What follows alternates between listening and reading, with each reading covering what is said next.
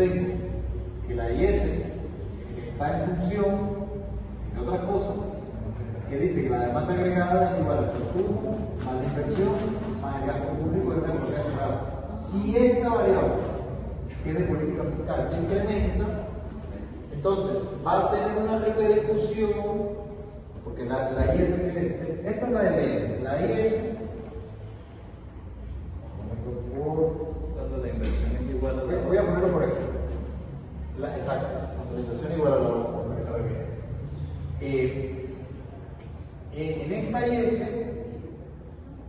nosotros decimos A menos B tácita. Y en esa A, en realidad en esa A están un chorro de variables, que son consumo autónomo, inversión autónoma, el mismo gasto público, porque el gasto público es una variable exótica.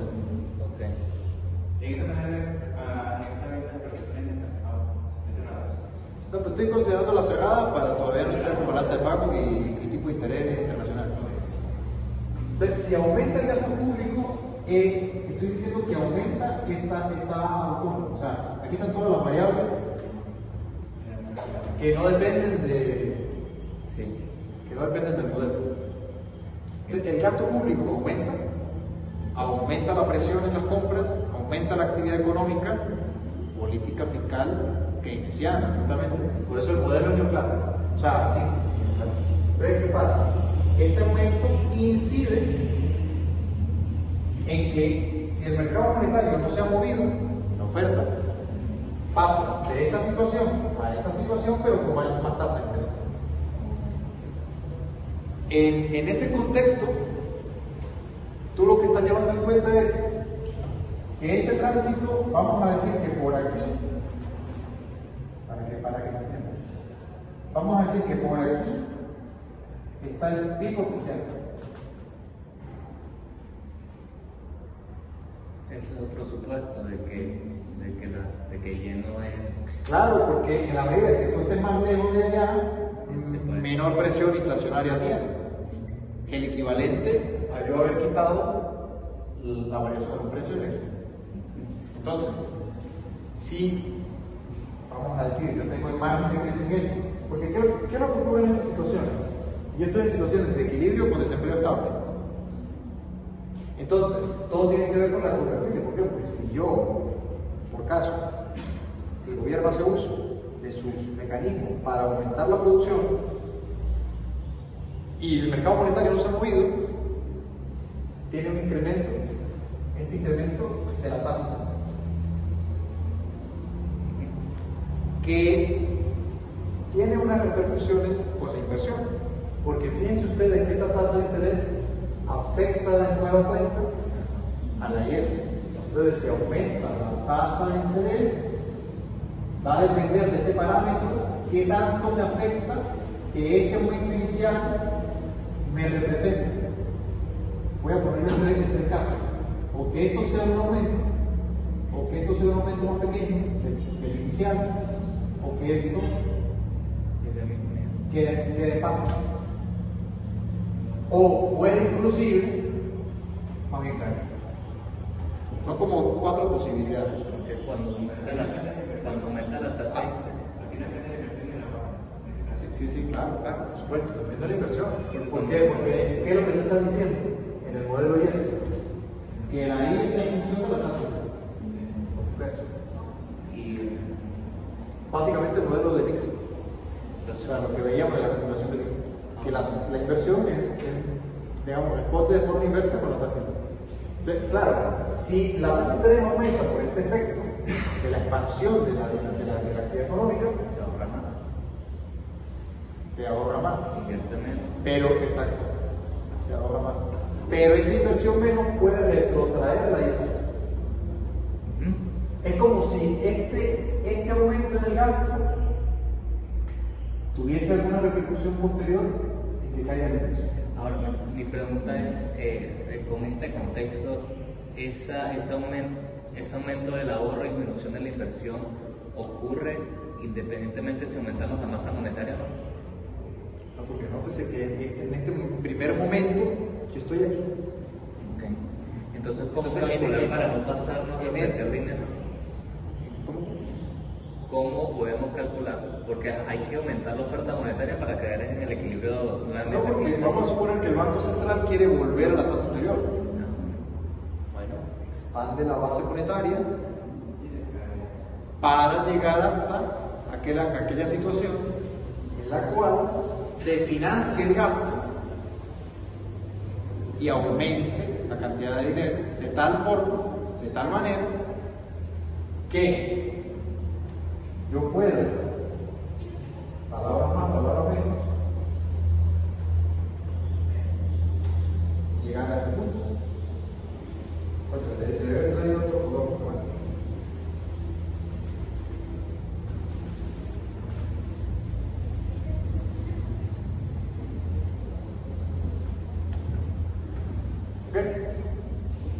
¿Qué quiere decir?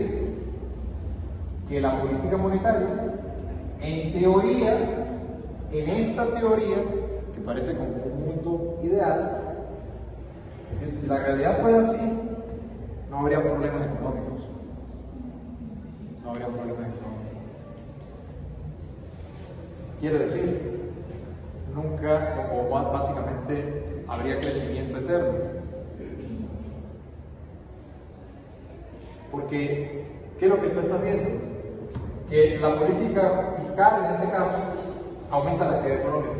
Ese financiamiento, como no lo va a sacar de la misma economía, no se va a mover la tasa de interés porque el banco la va a acompañar. La va a acompañar aumentando la base. Claro, al aumentar la base, aumentan los agregados monetarios, porque al aumentar la base, indirectamente aumenta todo lo demás vía encaje legal, vía efecto multiplicador bancario. O sea, hay una expansión inicial de la base y luego se amplifica por el multiplicador del dinero bancario. Entonces, teóricamente, en este contexto, la política monetaria sería esto. Con lo cual, fíjate que te estás aproximando al fin potencial. Las dos, la fiscal y la monetaria. Fiscal expansiva, monetaria expansiva. Ahora, este modelo funcionó, sí, funcionó durante los años 50. Por eso no sé si ustedes han escuchado aquello que dicen la década de oro de los Estados Unidos, y no solamente Estados Unidos, sino Europa. Europa estaba en crecimiento porque estaba en recuperación. Europa acababa de salir de la guerra y este PIB estaba por aquí. O sea, la actividad de la economía, la producción estaba por aquí porque básicamente estaba destruida. Entonces tú empiezas a construir, aumenta dinero. La tasa de interés no sufre mayores variaciones porque están aumentando la tasa, la cantidad de dinero. Pero te empiezas a aproximar aquí, en 20 años, del 45 al 65, en 20 años la economía ha transitado, ha pasado de una fase inicial de reconstrucción hacia esta fase. Estos efectos podríamos tenerlos en Venezuela, podríamos, por una hipotética posible potencial reconstrucción del país después del desastre. No quiero entrar en consideraciones políticas, pero después del desastre del siglo XXI, sí. O sea, estrictamente hablando, después del desastre del socialismo del siglo XXI, un fracaso monumental, podríamos tener esos efectos positivos de una política keynesiana. Sí, podríamos, pero las condiciones actuales no están dadas para eso. La inflación, ahí partiendo de ese supuesto no se puede. No.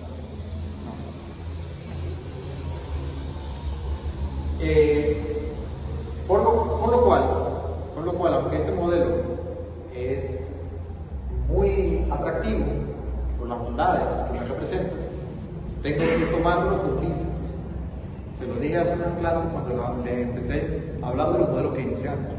Los modelos keynesianos hay que tomarlos con pinzas porque sí, teóricamente me llevan a un lugar que yo quiero, que todos queremos, que todos nos gustaría. Claro, es que el equivalente de esto en la realidad es que esto estuviese lleno de grúas, de esas de construcción, de esas amarillas, que son altas. Es el equivalente a que todo esto estuviese lleno de eso. Y ustedes estuviésemos aquí escuchando los taladros y estuviésemos viendo a los obreros. Ese es el equivalente, esa es la situación en la realidad de esto. Ojo, ¿quiere decir que esta es la única política económica para llegar a esa situación? No, no es la única, no es la única. Pero ciertamente, esta es la Venezuela vamos a aterrizarlo, no países más lejanos, sino vámonos al propio nuestro país. Esta es la Venezuela de los años 50, 60 también, hasta la Venezuela saudí en los años 70. Era una Venezuela donde el gasto público venía producto de su propio financiamiento interno de la economía. La expansión del bolívar era con base en la propia actividad económica y no era producto de un shock externo, porque los precios del petróleo eran estables.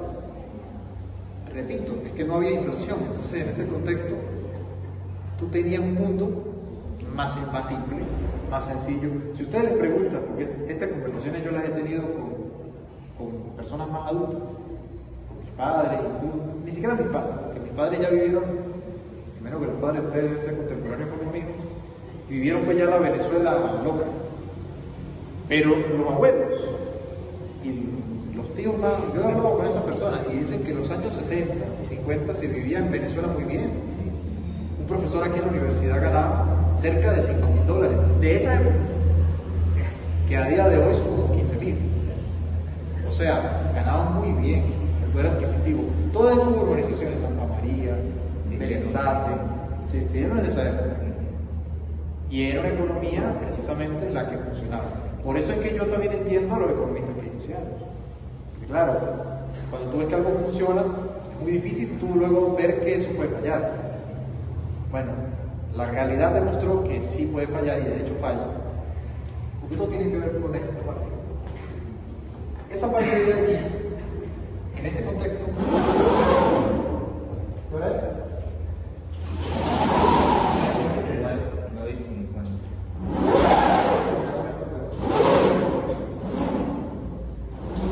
Aquí hay otra parte que falta, pero la vemos ahí. Bueno.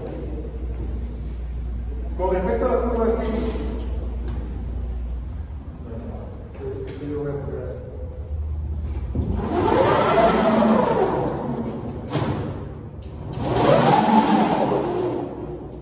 Así porque si no, que ya no se va a ver.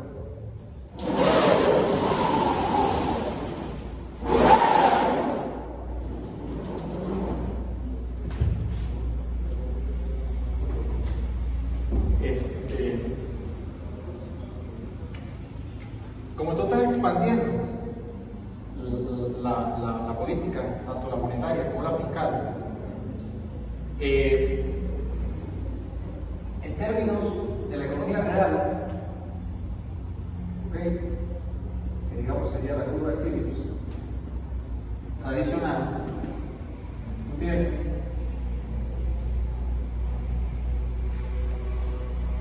hay un tránsito entre desempleo, inflación, ¿ves? Donde aproximadamente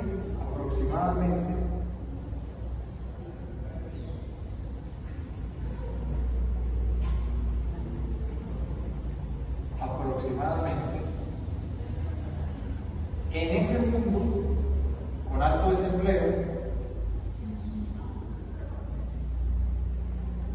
empiezan como de este lado.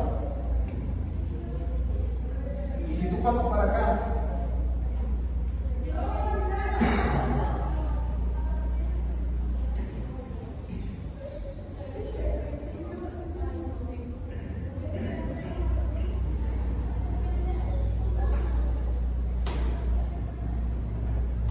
la caída del desempleo es más que proporcional que el aumento de la inflación.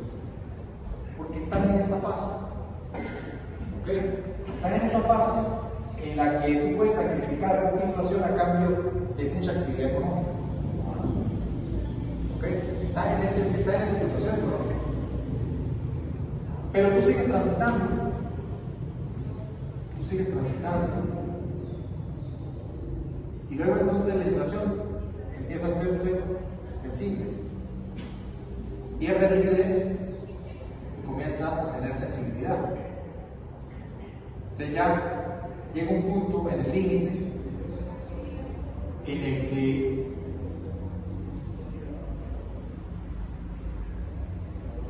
un cambio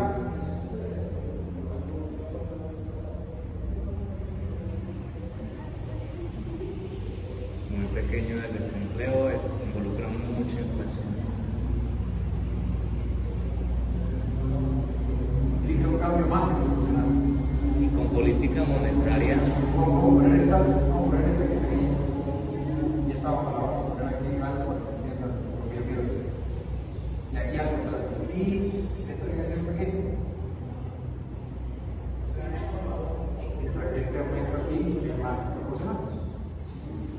Entonces, ese trade-off entre inflación y desempleo se da en el corto plazo. En aquella situación en la que la economía está transitando ciertamente, está aumentando la capacidad productiva, se está expandiendo la economía, por lo tanto está creciendo, y es lógico que la economía está enriqueciendo. El país se está volviendo cada vez más productivo, más rico. Pero, ¿qué es lo que ocurre aquí? Y ya comienzo a introducir la teoría de Lucas y de Kirtland y Prescott y de estos autores de los 70. Que hay otra variable en el medio, que es que la gente aprende, se forman expectativas. Entonces, hay dos efectos. Hay un efecto real de que la economía está agotando su margen de crecimiento. O sea, se está llegando a estar estacionario en el modelo de solo. Eso es un efecto, el efecto real. Sería el efecto capacidad instalada. Tú te estás aproximando a ese número mágico. Eso por un lado. Y luego por otro, tienes un efecto expectativas. ¿Por qué son dos efectos? Porque no necesariamente tienen que darse los dos. Basta con que se dé alguno de los dos para que la curva de Phillips se convierta de pendiente negativa a una perfectamente elástica. Es decir, ya sea por una razón u otra, ya sea por el efecto capacidad instalada o ya sea por el efecto expectativas, el efecto capacidad instalada es la función cóncava de producción. Función clásica, cóncava, modelo solo, hago 2 más solo. El otro efecto, el efecto expectativas, es Friedman, Lucas y Sartre, y el mismo Vago también. ¿Okay? A ese respecto, sucede que, vamos a poner por caso, no lo voy a poner aquí, vamos a ponerlo aquí. Estas son las de corto plazo. Pero yo voy a, digamos,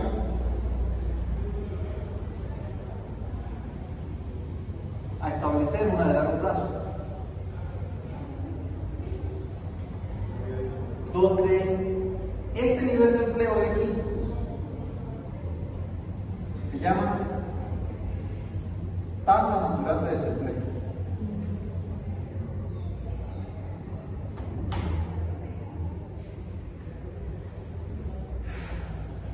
Esa tasa natural de desempleo está basada en la misma idea de la tasa natural de interés de Dixon. Friedman, el concepto es de Friedman. Friedman, ¿qué es lo que hace? Friedman retrotrae los clásicos. Dixon, que es el padre de la macroeconomía. Aunque muchos piensan que es Keynes, pero en realidad es Dixon. Dixon es el primero que hace ese análisis de ahorro e inversión, que el ahorro se iguala a la inversión en el equilibrio. y conjuntamente, por otro lado, los clásicos, o sea, Fisher, pues tomaban en cuenta que el aumento de la cantidad de dinero era proporcional al aumento del precio. Friedman se da cuenta de que así como hay una tasa natural de tasa de interés, hay una tasa natural de desempleo, que es como un nivel producto de una serie de situaciones que pueden ocurrir: desempleo friccional, desempleo transitorio, y además la gente aprende. Entonces, como la gente aprende, cualquier aumento de tipo fiscal o monetario, ¿okay?, cualquier incremento de eso hace lo siguiente: desplaza la curva de Phillips de corto plazo hacia arriba.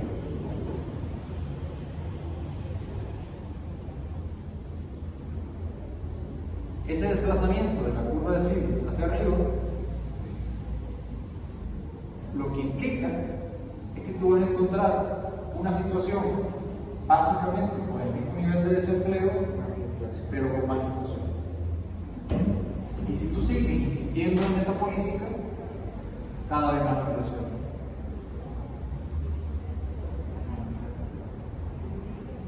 Y así sucesivamente, cada vez más inflación, hasta que entras en una espiral inflacionaria. Es decir, en conclusión, si el gobierno intenta cada vez que lo requiere o lo desea mover variables monetarias para financiar el gasto público y a su vez estimular la economía, la actividad económica, la gente aprende que lo que está haciendo el gobierno es mover la cantidad de dinero. Y como mueve la cantidad de dinero, simplemente, ya yo se lo decía en la clase anterior, simplemente los agentes económicos van a ajustar sus previsiones en términos de consumo, en términos de inversión, en términos de ahorro. Con lo cual, ese ajuste inicial de aumento de ahorro en realidad no se da, porque la gente consume más. Por otro lado, los empresarios, los inversionistas, no invierten más, sino que ajustan los precios al alza. Entonces, eso da lugar a esta función de curva de Phillips aumentada por expectativas.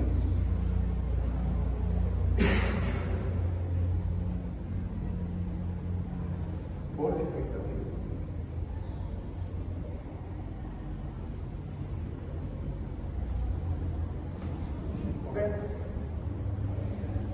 Y cuando yo les digo que no necesariamente la economía tiene que haber llegado a su pico potencial para que se dé la situación, es que basta con que se formen expectativas de inflación para que pierda efecto la política económica tradicional. Es decir,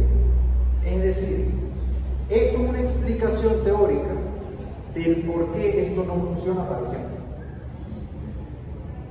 Porque la pregunta que se hacía en los 70 era: ¿algo está fallando? Que está haciendo también que deje de funcionar el modelo y por lo tanto las economías entraron en un proceso conocido como, de esto se deriva un proceso conocido como estanflación. ¿Qué es la estanflación? Es una situación donde se combina alta inflación con alto desempleo.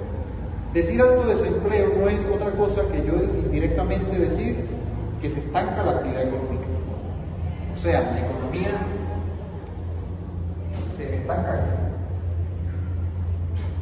Vamos a decir que logré llegar aquí, pero aquí se estanca. No llega aquí.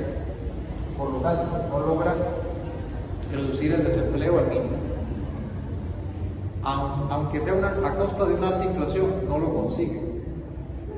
te quedan precios más altos, pero con el mismo nivel de actividad económica. En esto, la explicación que le da Friedman es que se forman expectativas adaptativas.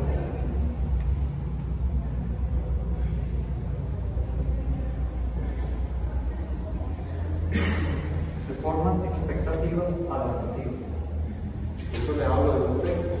Hay un efecto real, ¿okay?, de producción, que alcanza la capacidad instalada, o bien otro efecto que es por la vía de las expectativas se forman y la gente reacciona ante los cambios de política económica porque los espera. Esa es la idea. La idea es, si yo me anticipo al cambio de política económica, ajusto mis previsiones y la política pierde efecto. Entonces se llama inefectividad de la política económica. ¿Por qué pierde efecto? Porque ya yo me lo espero. Es como decir lo siguiente. Les pongo un ejemplo, y este ejemplo lo pongo con cierta frecuencia. Es como si ustedes, vamos a decir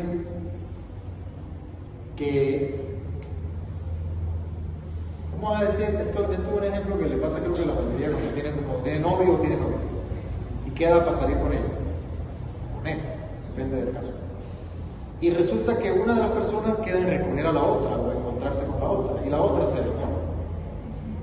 Si yo no me creo la expectativa de que se va a demorar, me voy a llevar una molestia. Ahora, si yo me formo la expectativa de que ella se va a demorar, entonces yo ajusto el tiempo. ¿Por qué? Porque yo digo, quedamos a las 9, pero ella siempre demora media hora más. Entonces yo no voy a llegar a las 9, yo voy a llegar a las 9:30.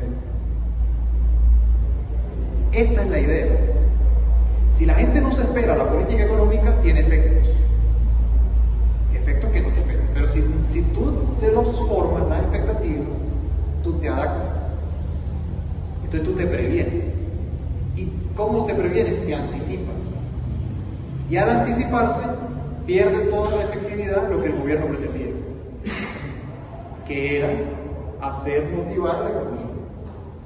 ¿Por qué? Porque la gente empieza a especular con el tipo de cambio. Por eso es que cuando yo les digo, si queremos analizar el caso venezolano, tenemos que ver las teorías más actuales, porque son necesarias. Es decir, si el gobierno, vamos a poner por caso asomara, simplemente que asomara, no digo que ni siquiera que lo hiciera, sino que llega y se para la señora ministra de Finanzas, ¿verdad? En vez de estar parada en un señor que vende chicha, hiciera lo que debe hacer una ministra de Finanzas. Es que ella no es economista, entonces ella no sabe nada, ella no entiende en realidad de economía. O el señor del Banco Central se para y dice, vamos a hacer un paquete de estímulo fiscal y monetario. ¿A cómo amanecería el día siguiente el tipo de cambio? No en 40, se te va a 60 de una vez. ¿Por qué? Porque las expectativas están formadas. Es como cuando mi novia me dice, no, pero es que esta vez sí me voy a estar lista a las 7. Llego a las 8. Es decir, la gente se forma expectativas, la gente aprende, ya no te cree, sino que se mueve en base a su expectativa. Entonces, anticipo la política y empiezo a especular. Con lo cual, la teoría especulativa, o demanda especulativa de dinero, se te viene contigo. ¿Por qué? Porque la especulación no es más que una previsión futura. A partir de allí, tú dices, ¿va a haber más dinero? No. Yo ya me conozco este juego. Te voy a comprar dólares como si no hubieran mañana. Pero lo piensas tú, lo piensa ella, lo piensa él, lo pienso yo, lo piensas tú, Tirimundi. Y al final, ¿qué es lo que tú tienes? El desajuste en el precio del dólar.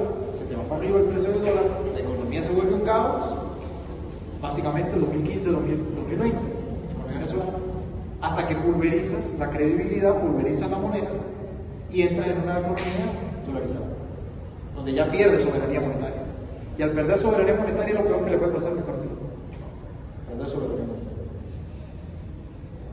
El día jueves vemos la otra parte otra parte que tiene que ver con el modelo ISD. Pero fíjense que yo les explico el modelo y automáticamente les explico el problema. Para que ustedes no se casen con. O sea, entiendan el modelo. Pero lo que les quiero decir es que tiene bemoles, que alteran el funcionamiento del mismo. ¿Okay? Esto es muy simple. Esto es como cuando una enfermedad se conoció en una época y se le encontró una cura.